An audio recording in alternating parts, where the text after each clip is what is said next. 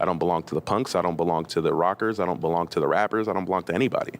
It's whoever needs it has it, and that's where I leave it at. Gene Dawson is a singer, songwriter, and producer with such a special, incomparable sound. I'm not gonna sleep till I die.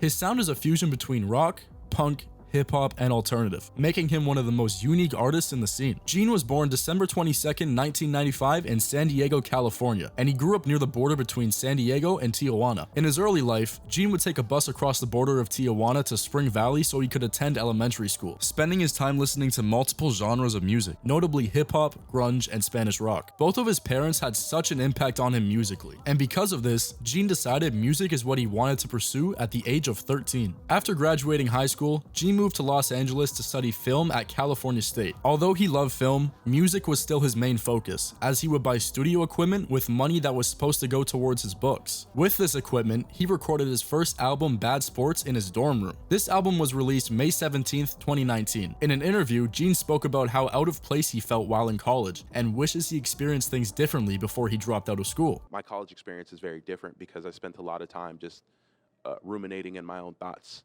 whereas I probably should have been socializing a lot more. But I mean, it gave birth to my first project, which was Bad Sports.